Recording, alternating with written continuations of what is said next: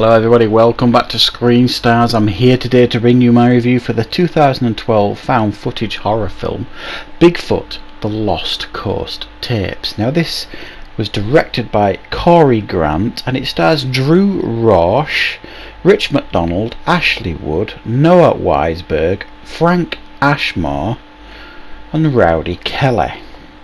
Now, as you may or you may not know, these last couple of weeks I've been playing catch up with some found footage horror films that I haven't previously seen,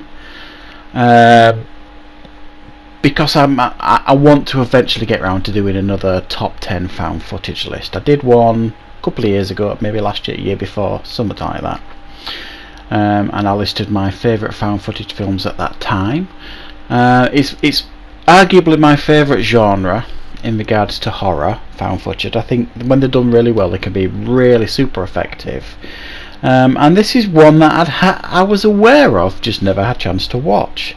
And this focuses on like a documentary film crew who head out into the woods basically to see a guy called Drybeck who claims he has the body of a Bigfoot that he has killed. So this documentary crew, he's demanding money, this guy, and so this documentary crew head out there, and the guy running the crew, Sean, gets 79,000 out or something to pay this guy so that they can film everything. And he wants to like make it into like this series, like a documentary series, and he thinks it's gonna make him famous. The guy making this documentary. They get there, and this guy Dryback is a bit weird to say the least, and he lives out in the wilderness in this cabin. And while they're staying there overnight, they hear all these strange noises, growls, snarls, crashes, things attack the cabin, and nobody's buying it on this documentary crew. They all think it's a hoax. So as the days progress, as things start to escalate, the majority of them on the crew, apart from a couple, are still not buying it, especially the boss of this documentary crew, Sean. They're just not buying it still, even though there seems to be quite a lot of heavy evidence to suggest that something strange is going on. Certainly could be linked to a Bigfoot.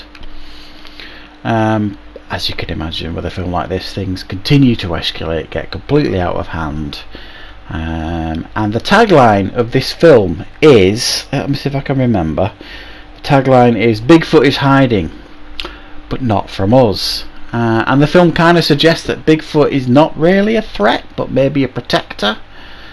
You don't see an awful lot of evidence of that in this film, a little bit, but not much.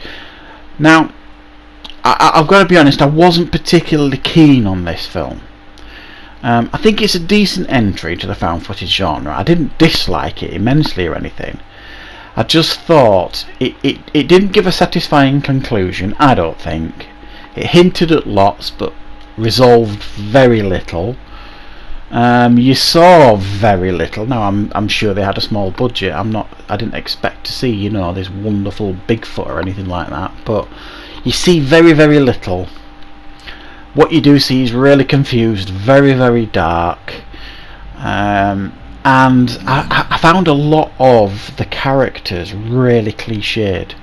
They didn't feel like real people, some of them. The guy running the documentary crew was deeply unlikable. Seen that too many times in films like this. You've got the obligatory ex-girlfriend that's on board, who's like, I think she's the producer, or something like that.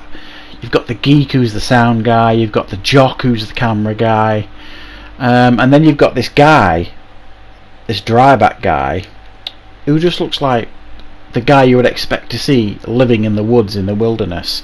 It's all a bit cliche, these characters, and they stand out like a sore thumb as just characters that have been written to fit in a film rather than real believable characters. And I think that is the absolute crux of a found footage film. You've got to believe these characters are real.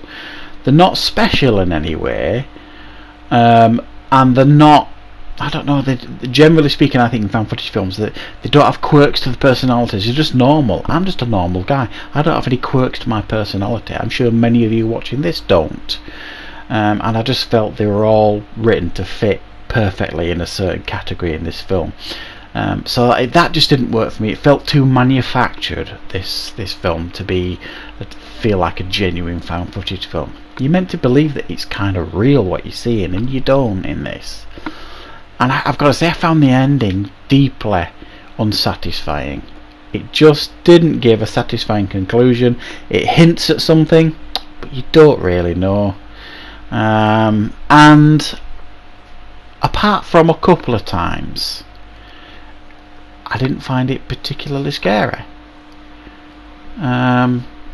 Really, I'm just trying to think now if there were any. Yeah, I think there was a couple of decent scares in the film. I think it would have been kind of me to say there was none, because there were a couple that I thought were reasonably effective, but for the most part, it just, ticked along at a pace, and that was it, really.